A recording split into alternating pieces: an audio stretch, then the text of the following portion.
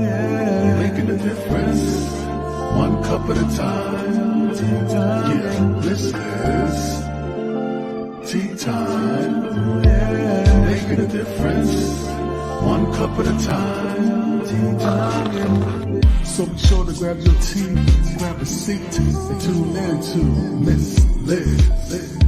Tea time, making a difference, one cup at a time. Tea time, yeah. Tea time, time.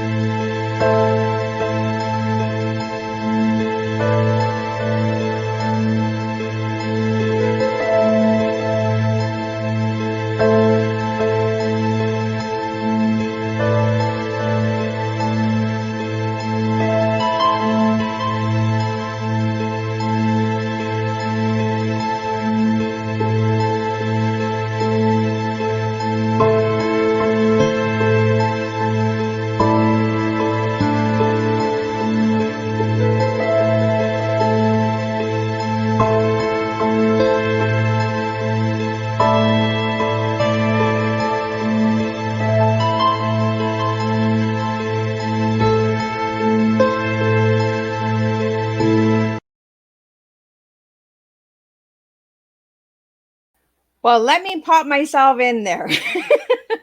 Welcome to Tea Time. We are back this afternoon. I forgot to put myself on the screen. Sorry about that, guys. So we are here this afternoon with an incredible lady from Canada. That's right. We are here with Francene Cosman, and she's going to share with us her incredible memoir called Nurse. We're also going to be talking about politics, art galleries, and all of the good stuff like favorite colors and her one word, why she describes that word, and also her TEA. So grab your tea, grab your coffee, grab a glass of water, whatever you'd like to grab, and join us for a good, incredible, strong cup of tea. So before we get started, we'll do the disclaimer and we'll do the bio, and then we're going to get Francene in here because she's sitting patiently in the back in the studio, and we're going to pour you a good, strong TEA this afternoon. Disclaimer for Miss Liz's Tea Time live show. Miss Liz myself is going live using StreamYard. Before leaving a comment, please grant StreamYard permission to see your name at StreamYard.com. Please be advised that the content brought forward for any Tea Time show hosted by myself, Miss Liz, is always brought forward in good faith. However, may bring forward dialogue and opinions that are not representative of my platform. The facts and information are perceived to be accurate at the given time of airing. All Tea Time guests and audience participants are responsible for using their good judgment in taking any action that may relate to the discussion. The content brought forward may include discussion for some where they may be emotionally at risk. It is significant to note that the show is engaging in discussion forums only to offer and inspire awareness and connection and is not providing therapeutical advice. If you have any questions about the disclaimer or the panelist discussion, you may freely contact me, Miss Liz, through my email at bookingmissliz@gmail.com. Moving forward, should you choose to voluntarily participate in today's show in any aspect, I, Miss Liz, welcomes you. And should you decide that the show is not made for you at this time, I respect that, and I will see you at a later show at a later date and time. And again, all tea times this year are done on Thursday unless they are a rescheduled tea time. So be sure to check out Thursday morning, afternoon, and evening for tea time. Now let me get the incredible Francene Cosman in the studio with us, and let's pour a good strong cup of tea. I'm going to get her to share a little bit, and then I'm going to jump in and out of her bio. And I just want to get this tea just rolling and pouring so we can get some good old TEA served. Welcome, friends. Hello, Miss Liz. Thank you for having me. I kind of got a little tongue-tied, and I put myself in the back of the studio to watch the video, and then I forgot to put myself back in. Oh, my goodness. I was like, oh, it's a blank screen. Where am I? Well, there you are.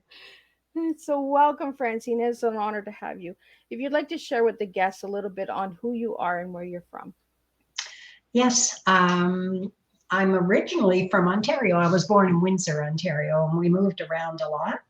And I've been a lifelong believer in education, going into many different facets of my life, involved getting different elements of education, whether it was studying a few courses at a university, whether it was becoming an amateur artist, reading gazillions of books, self-taught on many things, a firm believer that throughout our lifetime and my lifetime, those exposures to different thoughts and to education are so important. They're a very significant part of my personality, I think. So, Francene, you wrote this incredible memoir called The Nurse. Yeah.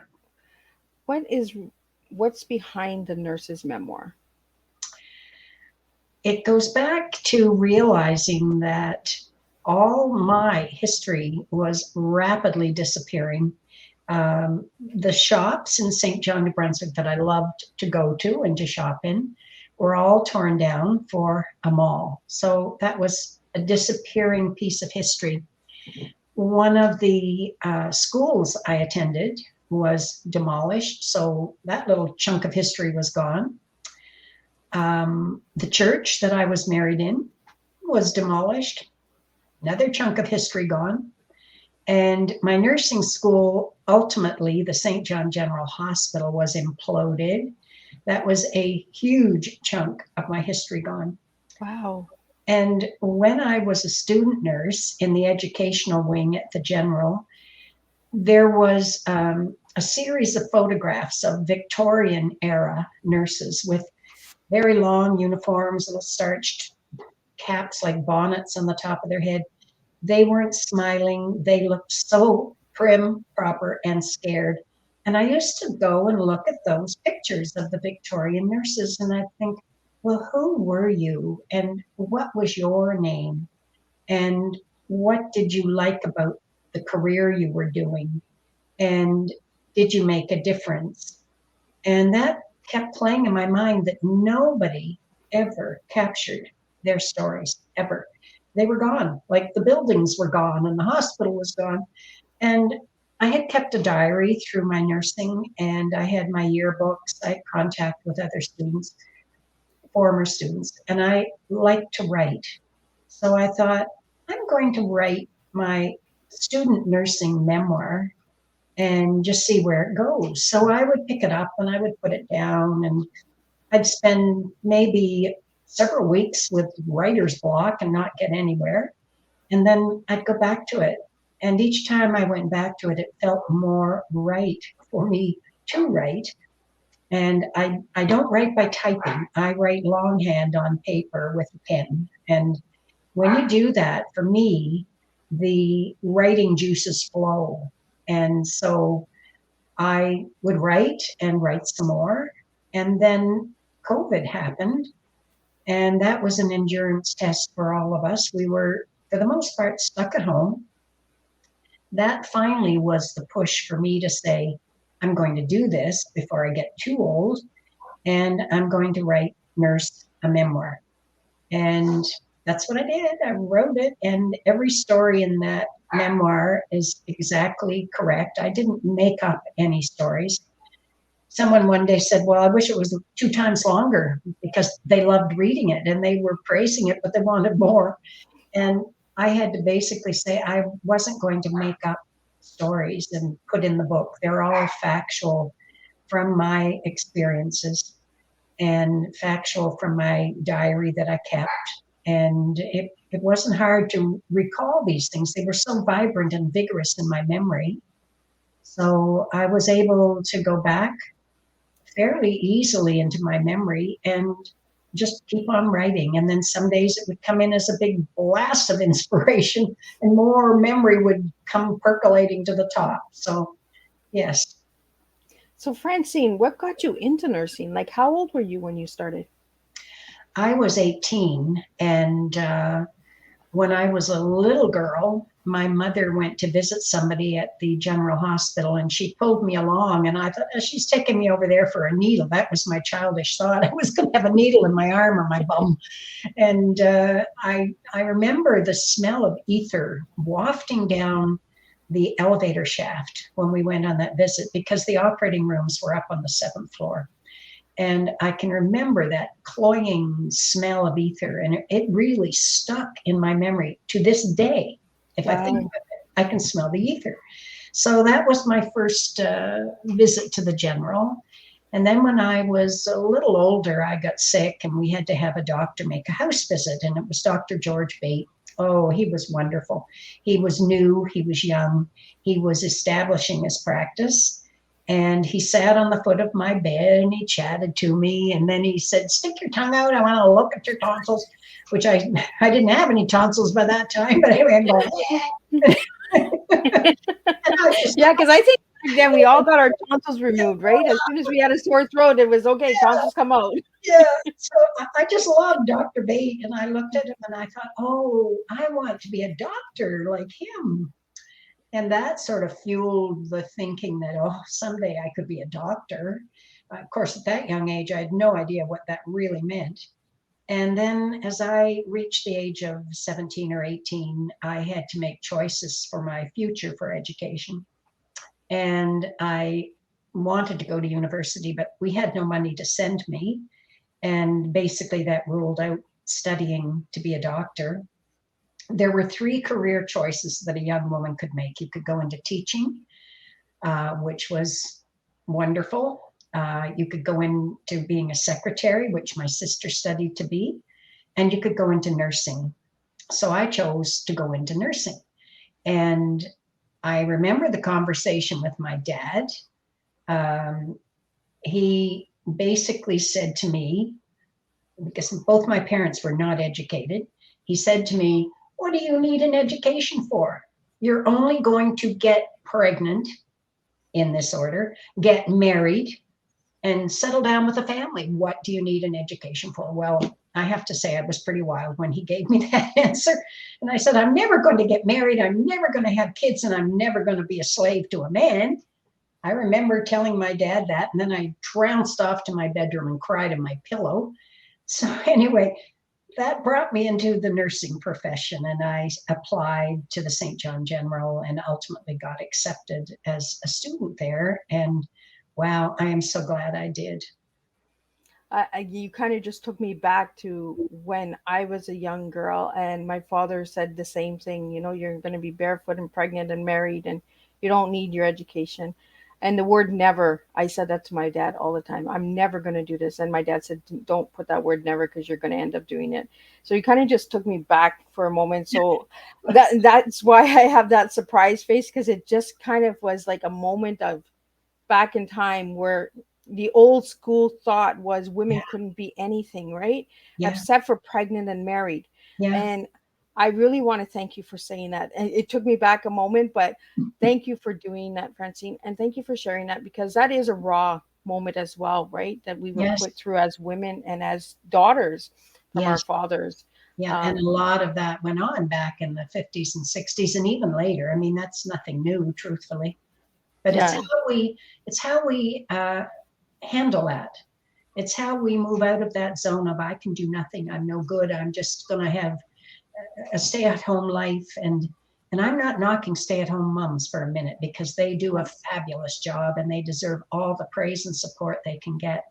For me, I had been raised in a dysfunctional family the first 10 years with alcoholism and violence. And I wanted away from that kind of setting. I wanted an education, and I wanted to be someone with a brain in my head that could provide me a living if I were to remain single all my life, you know, and I didn't, but those were the thoughts that were in my brain at the time. I know that. And that's a strong statement. I wanted to be, you know, as a woman, I wanted to be, and I did it, because you've done a lot of incredible things in your life, Francene.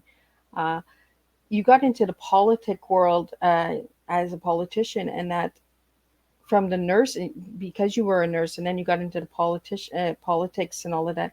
So what jumped? Because those are 2 different fields. What got you to change that?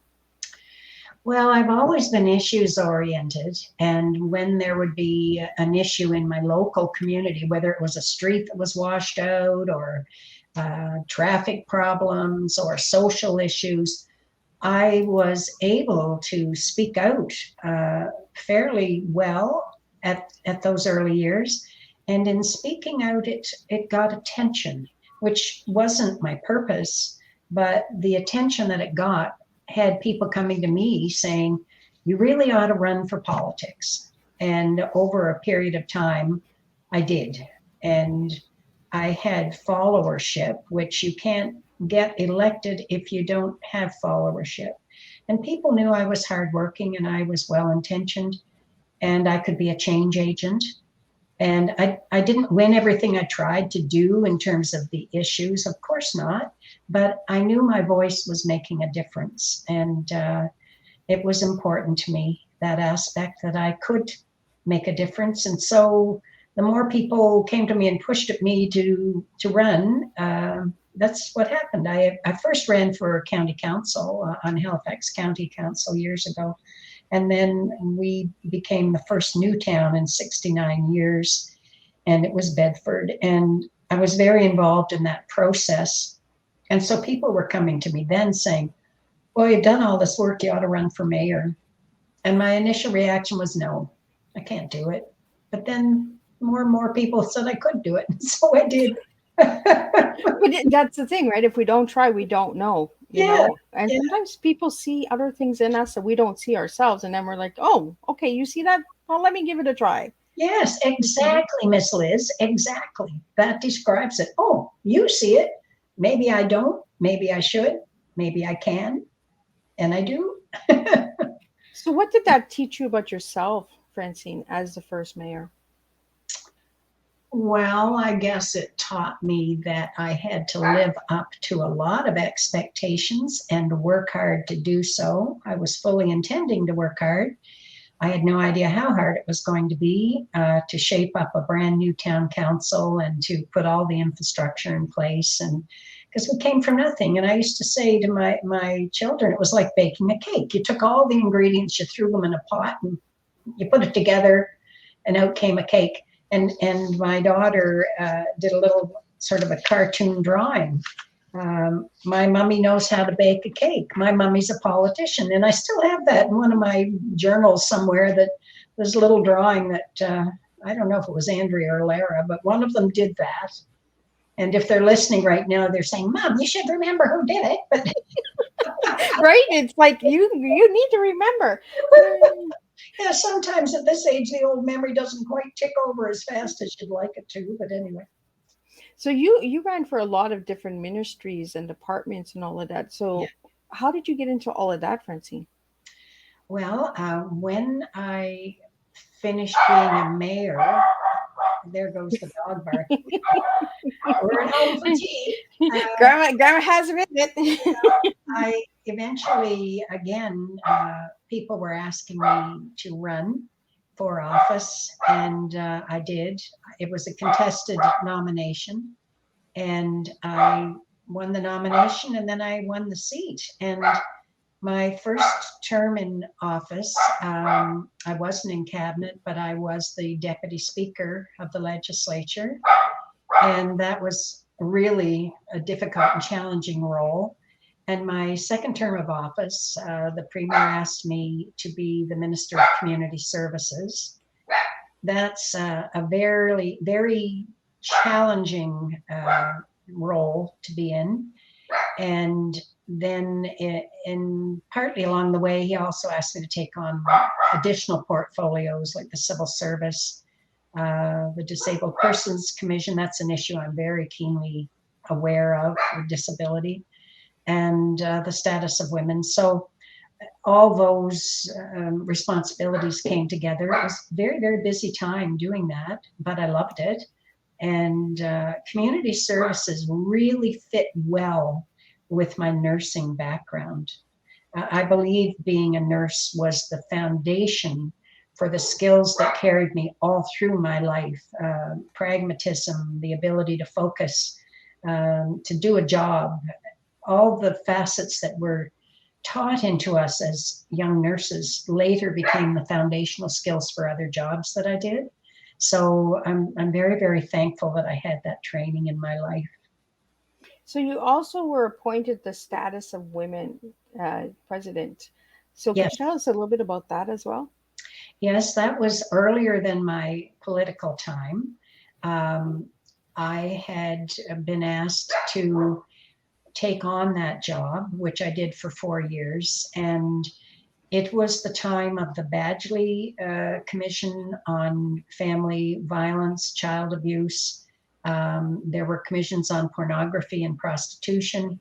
And over my 4 years with the status of women, I traveled all over Nova Scotia, speaking on all those issues, bringing the film Not a Love Story from the National Film Board to be played in those meeting venues, and educating women to the social changes that were coming at us fast and furious around increasing family violence issues and child abuse.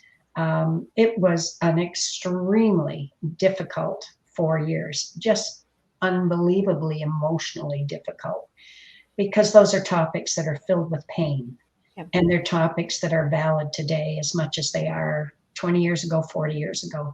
And I don't think it's gotten any better. I think the mass media, the digital platforms have all contributed to what we're seeing happening now. And it's just been called through the Commission of Inquiry here in Nova Scotia into the mass casualty, it's been called a very serious epidemic around family violence, and something that absolutely has to be addressed in a meaningful way for change. And I'm so glad that you brought that up, Francine, because a lot of people ask me too, do you see a change? I don't see a change. I see an increase.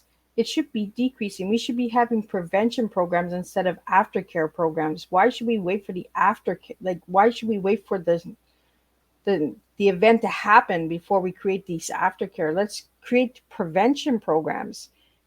Give the red flag, give symptoms. I find that a lot of counseling for myself as well as a survivor is that the aftercare is there, but there's no prevention there. In a setting such as Nova Scotia is, and I can't speak, of course, for the rest of the country, the rural environment leaves us as women under-resourced, whether it's a transition house, whether it's psychological counseling, whether it's adequate policing who would believe a story that we would tell about being hurt. And a huge issue for women is the fear of losing their children if they report what their husband is doing. And all those rural issues make it that much worse. And then you have the mind-numbing violence on television and the digital platforms that young boys visit and see around pornography as early, as soon as they have a handheld device with an internet connection, they can get onto a porn site. And I don't have answers. I have questions. But I think it is worse now because those are major contributing factors. And the commission report really made good recommendations, and an action plan has to flow out of that, because if there's no political will, and I hope to God there is political will, if there isn't, then that fantastic piece of work is going to gather dust on a desk. And I agree with you, Miss Liz. I'm seeing it in the same manner that you are. Yeah. And it's sad because it should be the reverse. We've come so far that it should be complete reverse. We should be having huge decrease in these numbers, but instead we have the increase, and that's really sad. You mentioned that being a nurse helped you with the community services. Being a nurse is also like a worker, right? You're sitting with your patients, you're understanding your patients, their pain, their suffering, their story. So it kind of aligns. And I find that might have been a way for you to communicate with the community services a little bit better. Yes, because of the sort of categories of issues, that I had to deal with. And sometimes they were taking children into custody from sexual abuse in the family and violence. So I understood those issues from my earlier work. There's no doubt about that. It gave me a very important perspective as these situations would occur.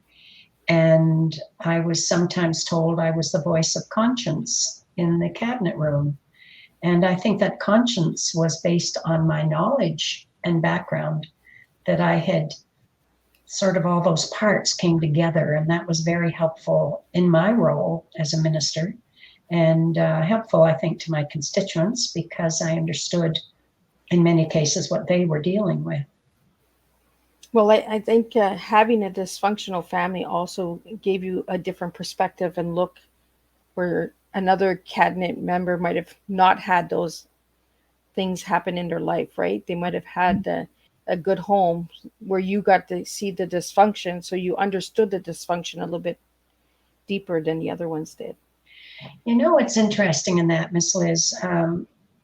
I have to give my dad credit. When I was about 10 years old, he sought help with Alcoholics Anonymous, and he never touched a drop of liquor after that. He transformed his life, and he became a man of faith and read his Bible every day and was very guided by those principles. And I think, I feel it's important to stress that, because my first 9-10 years were very much affected by family violence, seeing it. Yeah. Dad never laid a hand on us, but mentally seeing it, it lays its own emotional hand on your brain and on your heart. So yes, those things definitely affected me, and I've carried them all my life. But I like to give a little plug to my father, now long gone, of course, that he did reform his drinking and became a man of faith and a strong man who was able to pull himself out of that. And that took huge strength on his part. Especially back in those days, right? Yeah. You know, for a man to admit that he needed help. You know, even today, men struggle with asking for help because of the stigma and the, you know, pull up your pants, be a big boy, you know, stop crying. That's inbred into the men, you know, and the boys, and now even to this day in the year 2023, we're still having men that are struggling to speak up and ask for help because of the generation patterns and cycles.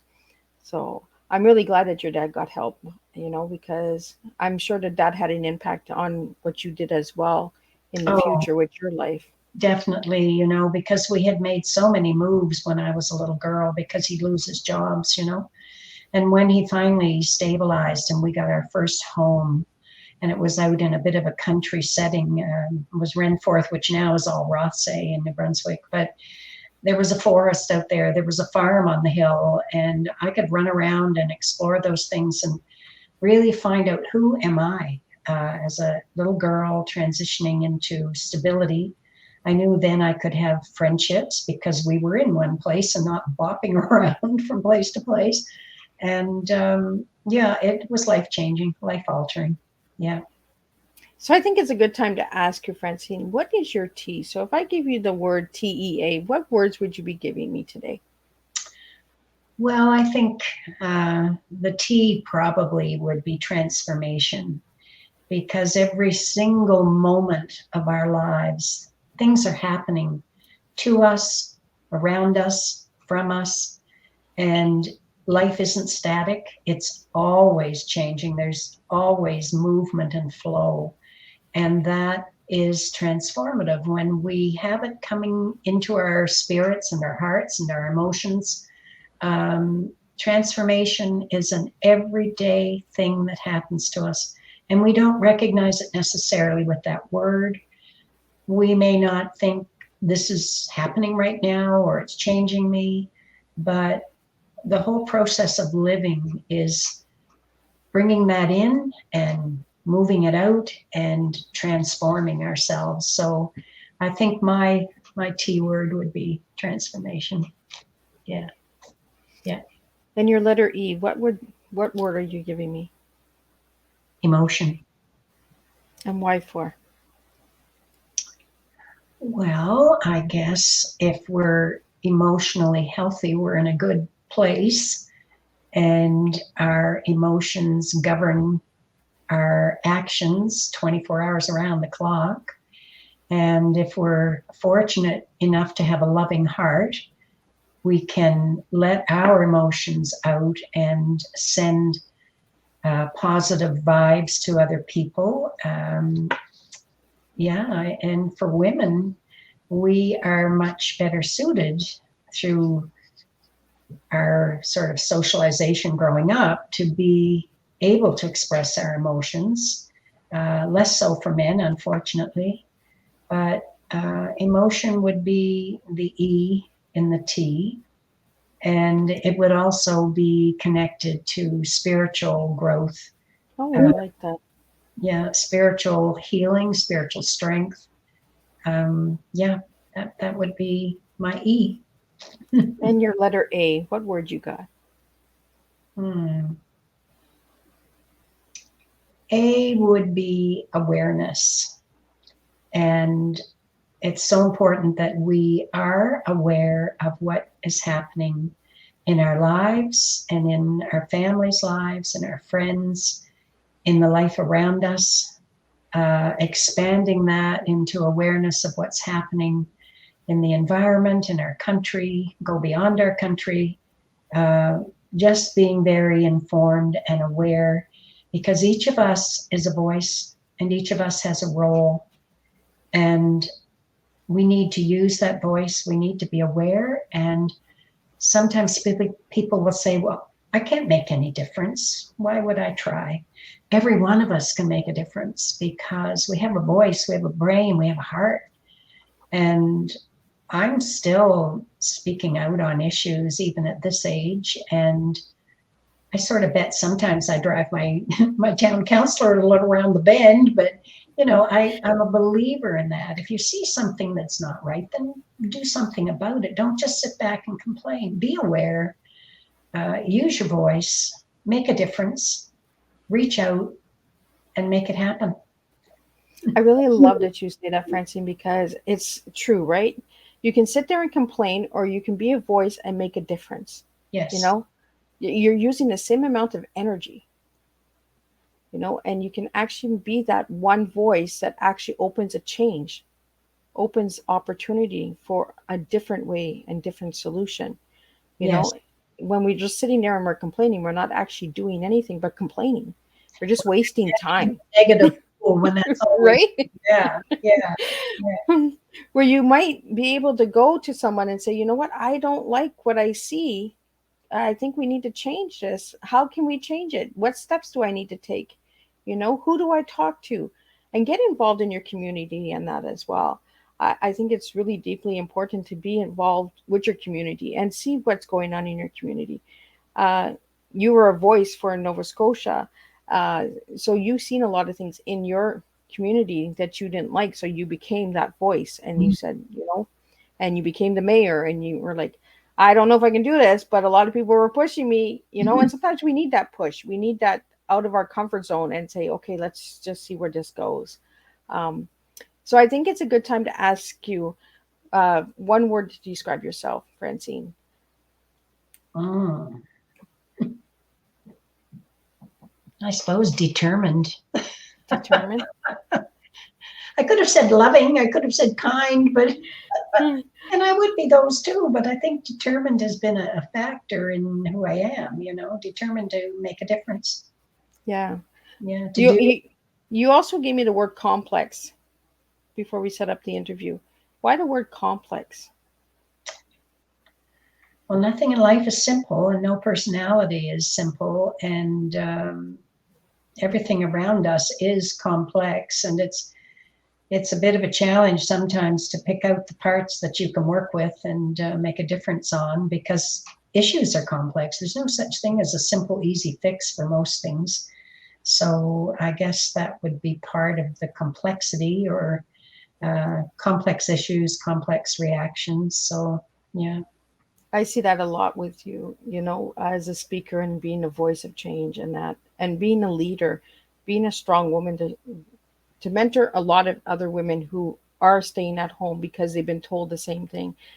Like you said earlier, your father said that you wouldn't be anything but pregnant and married and the word never.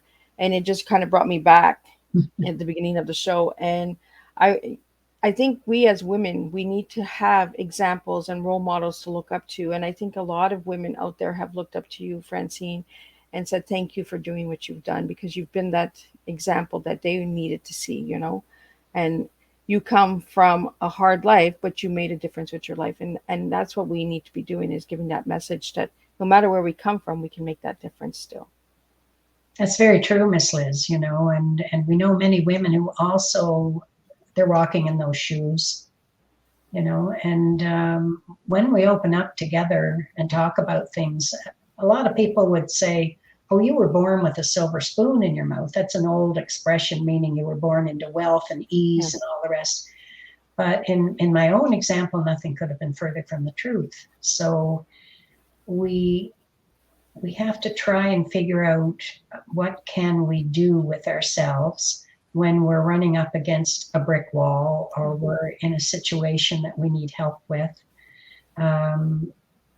to try and find courage to make a difference with ourselves and how our story unfolds. You know, I really, if I could give a big hug to every woman out there who's experiencing difficulties, even that is a form of strength. You know, when you're down and out and you get a loving hug from someone, a positive, healthy hug, it's empowering.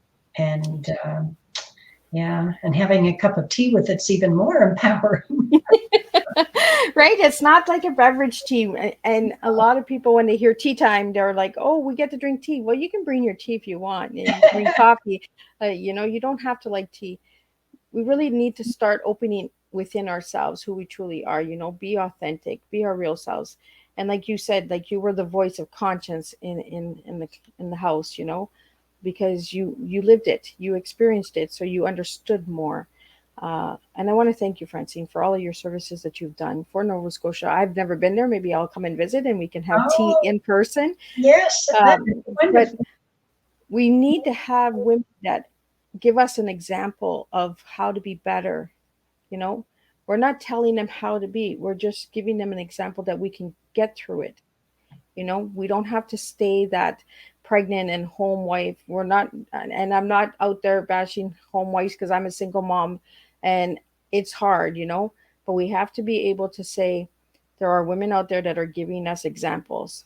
We can do it too, you know. If we can get through it, we can do it too. And I think that's what we get when we share our stories and why we pour such strong tea, you know. I want to get into your color because color tells a lot about a person. So what is your favorite color, Francine? It would be blue.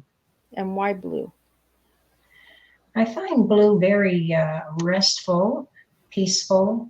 I think of a blue sky.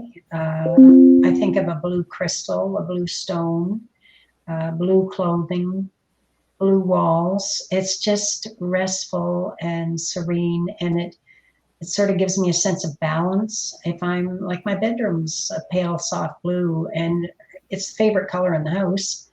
And it just settles me, I guess, because there are days when we're all unsettled and when we're not so calm and collected. And if I go into that space, it's almost like putting on a meditation tape and listening to it. Yeah, so it does something to my spirit. And when you look at blue in energy terms, it is the color of the throat chakra, which is a communication chakra. So if you go up through the chakra colors, and I trained as a healing touch practitioner, and I've studied some Reiki. So our colors are the colors of the rainbow. The chakra colors match the colors of the rainbow. And so when you come up into the throat, it is the blue color that is assigned the throat chakra, which is our communication center. And so there's a linkage there as well for me. Yeah. And that makes a lot of sense. For all of the things that you've done, you've been that voice, you know, voice of change, voice of strength. It really does make a difference. You know, even a nurse, being a nurse, what did that teach you about yourself, Francine? Well, it taught me that I felt a lot. I could never be a person in nursing who didn't feel what my patient was feeling. My empathy bar is set very receiving and giving. And I think it was about realizing that I could make a significant difference in a patient's life if they were suffering pain, for example, and I was sitting beside them holding their hand. That's an exchange of energy. And in the person who's the nurse, who's healthy and strong, hopefully, you're sending that strength through that hand connection into the patient who is receiving it. And several years back, I was called into the hospital in the city to give healing touch treatment to a lady who was considered at the end of her life. And she almost appeared to be unconscious when I entered her room. And I put my hands on her. I put my hand on the ankle and I put my hand on her shoulder. And I could feel an exchange of energy happen. And then her eyes fluttered open and she looked up at me, and I switched from ankle and shoulder to holding her hand in both my hands. And I just sat there. We didn't talk in the first several minutes. I just had my hands on her. She was very, very fragile. But in the course of doing that, I could feel that she was taking up energetic strength in that exchange. And she became more alert. She knew me because we both attended the same church. And she called me by name, which was a wonderful connection because when I was called in, they really thought she was not going to live another day. So I guess from a healing perspective and that exchange of energy, that was a powerful part of my nursing, but it was also a powerful part of studying as a healing touch practitioner. So in nursing, there are stories in my book, of course, about various times when I know that I made a difference with the capacity to touch with love, positive, healthy touching. So I don't know if that answered your question or not, Miss Liz. No, it did. And you know, being a nurse, my youngest is a nurse. She's in the surgical department in Hawkesbury, and her empathy is really, really high. So I love listening to you share on how to touch and all of that, because it actually makes me understand her a little bit more, you know. So yeah, I'm learning so much from you, just sitting here and listening and having this good open discussion about, you know, nursing and politics and how it all aligns, right? It all flows together. Everything had to happen at the time that it happened in order for the flow to continue. In your book, what was the hardest chapter for you to write? Oh, I think the story, well, there were a few actually. The story about the young woman who was my patient on Christmas Eve, who was so dreadfully, dreadfully ill. That was a tough one to write. The other story that always comes into my conscious memory is about the little miscarriage, the little fetus that was so early it didn't look human at all, but it had a heartbeat. And I've had people call me and say they cried when they read that part of my book. It brought back a lot of emotion for me when I wrote it. And I can still see that little heartbeat beating when my mind can go right to that little bowl and that little, well, conceptus, because it was so early a pregnancy, but a little human heartbeat beating away. Yeah, it does still resonate very deeply with me. You worked a lot in the case rooms. Before we started the tea time, we talked a little bit in the back studio. Yeah. And you talked about the case rooms. What happened in the case rooms? Labor and delivery. And in my time as a nurse, I used to keep a tally. Over the years, I delivered 106 babies. And I still think I could deliver a normal delivery I could do with my eyes closed. So case room, they would the patients would come in and be in labor, and I've always said when the moon is full, that's when the babies pop out, because the gravitational pull of the moon on the waters surrounding the baby puts women in labor very quickly. And it was a given fact you had to have more staff on during a full moon because you were going to have a case room that was just hopping. So it would be being with the patients, preparing them for birthing, sitting with them during labor, listening to the fetal heart, dealing with the occasional emergency, which would be all heck would break loose. Patient might start to bleed, or the baby's heartbeat might drop dramatically. Any number of factors that could complicate a normal delivery were dealt with in the case room. And it would mean getting to the operating room part of the case room and doing a cesarean section as quickly as you could to get the fetus out, to get the baby out. And then some postpartum care. And that was the significant aspect of being a case room nurse. Now, in my day, men didn't normally come into the delivery room, but then the shift occurred that they were starting to be encouraged. And I used to think, don't let them faint. I don't want to be taking care of two patients at the same time. And invariably, you'd get a man in and he'd go gray, and then all of a sudden, clunk, and he's on the floor, and he might bang his head on the hard floor.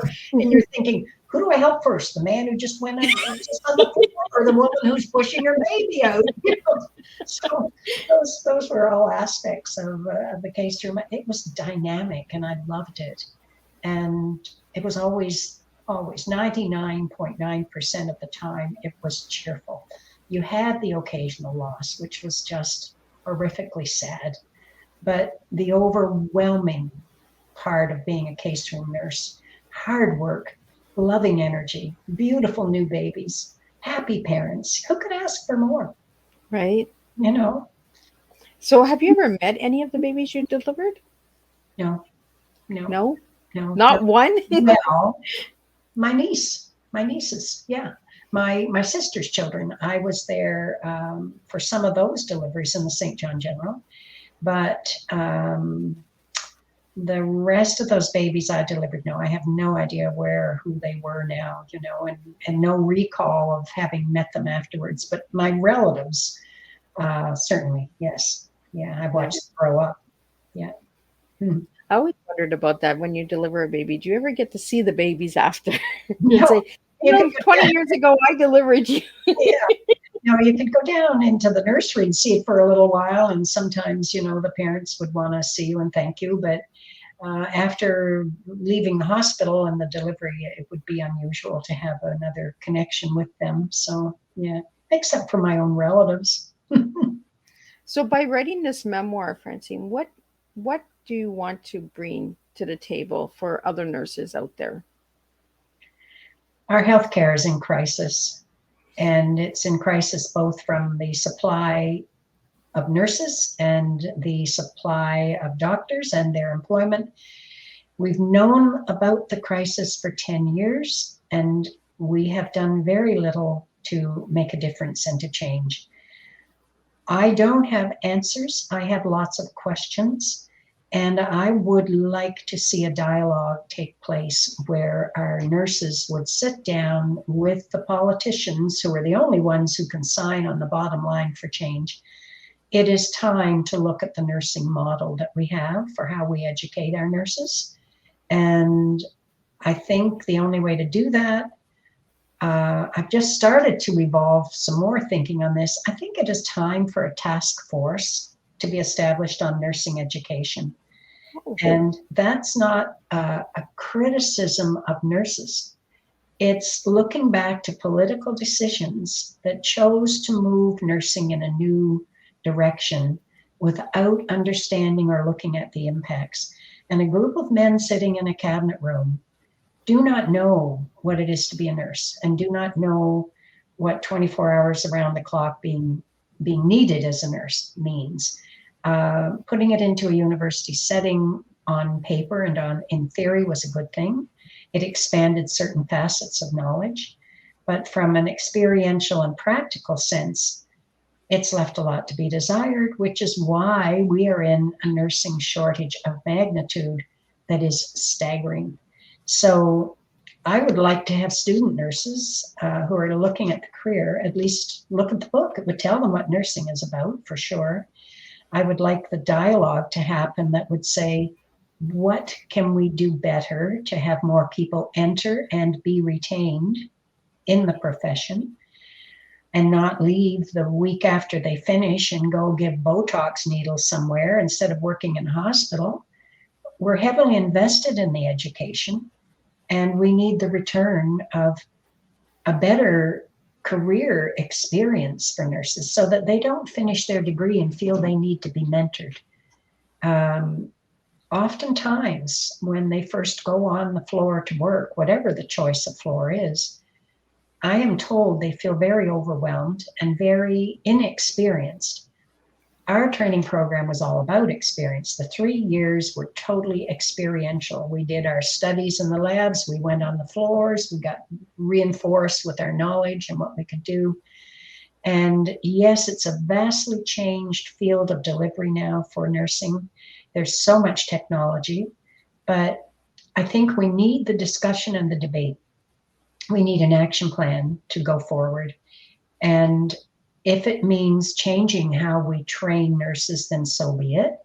And perhaps the general training could be looked at in the first instance, and then looking at the areas of speciality, the operating room, the case rooms, the bone marrow transplant units, and so on.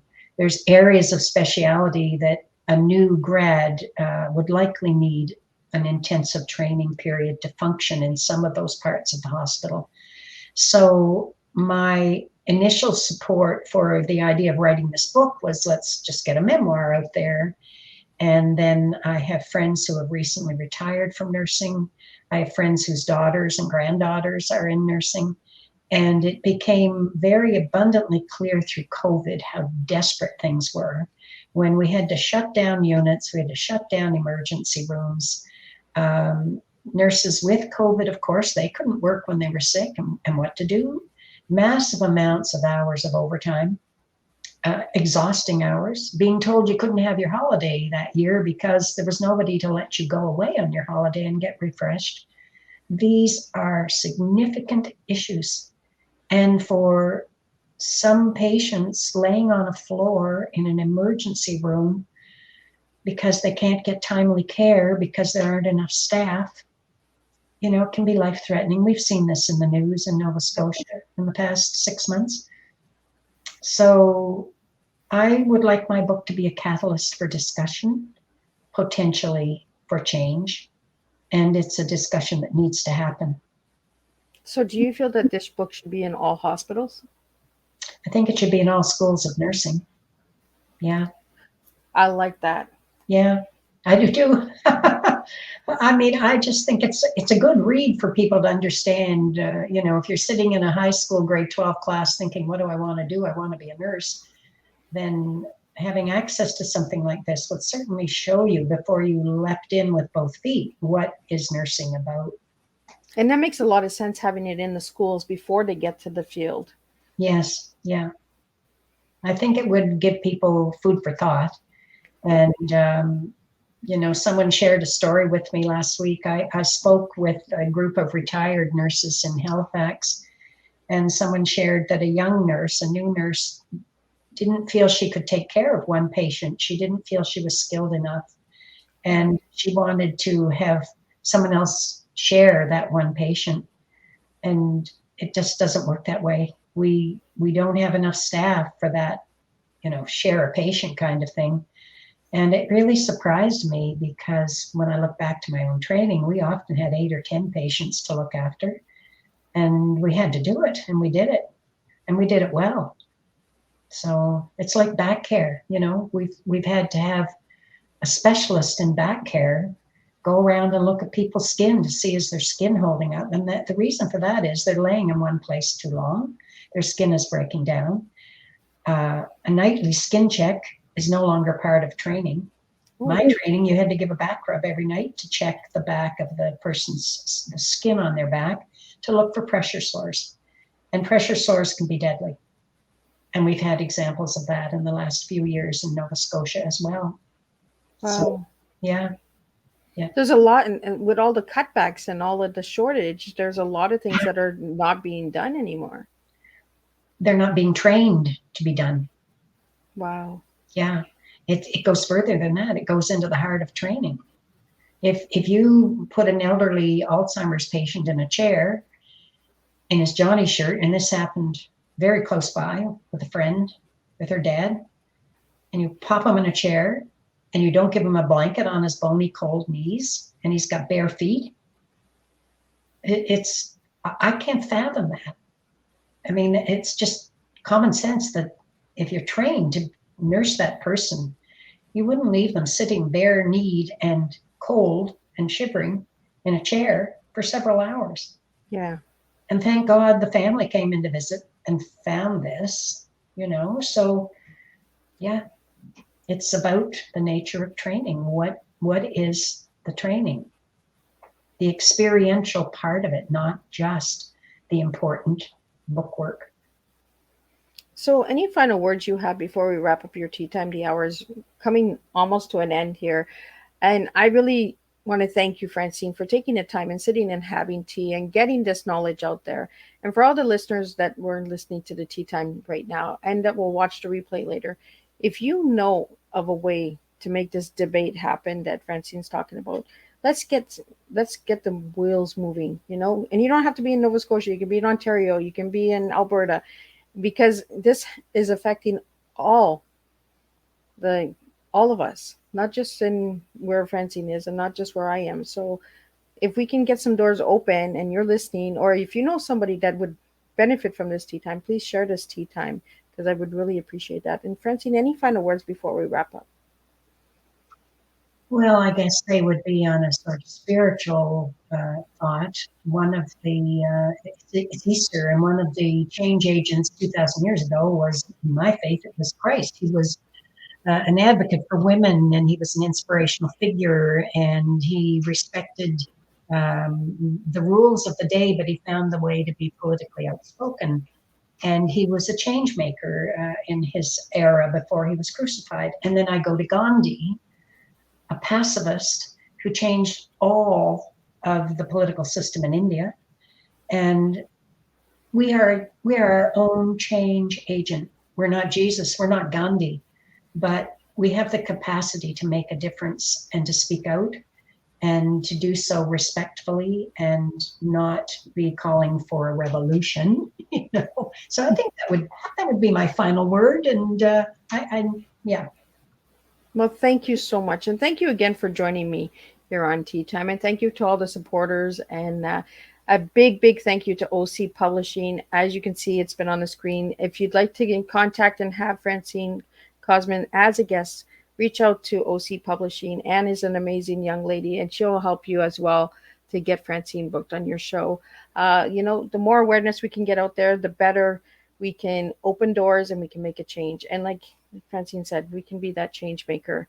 Use your voice, because you can make a difference. And again, I want to thank everyone for tuning in and joining us and sharing some good, strong tea. We're going to wrap it up with OC Publishing. Great interview, lots of food for thought, and hopefully it will trigger a deeper discussion about changes in nursing training across the country. I hope so too. I deeply hope that these tea times impact lives and make a difference. So if one tea time doesn't resonate with you, the next one will. But for this one, I really encourage everyone to sit back, grab your tea, grab your coffee, and share it with a friend, share it with a family member, share it with your community, share it with your house, and Parliament if you have to. We're going to open those doors one cup of tea at a time. And I'll see everybody in a couple of hours with the last tea time of this week. I'll be joined with David A. Bowles, and he'll be talking about Texas and family history. So we'll be talking about the Wild Wild West. So that's what we do. We serve different cups of tea here on Tea Time with Miss Liz. So again, thank you, Francene. Thank you, Anne, for all of the work you've done. And thank you to all the supporters and listeners of Tea Time with Miss Liz. I really do deeply appreciate each and every one of you.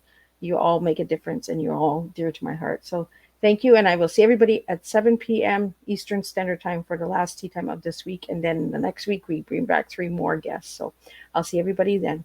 So Thank until you so much. Thank you. So until then, I will see everybody at 7 p.m. Francine, don't leave. I'm just going to close up the live.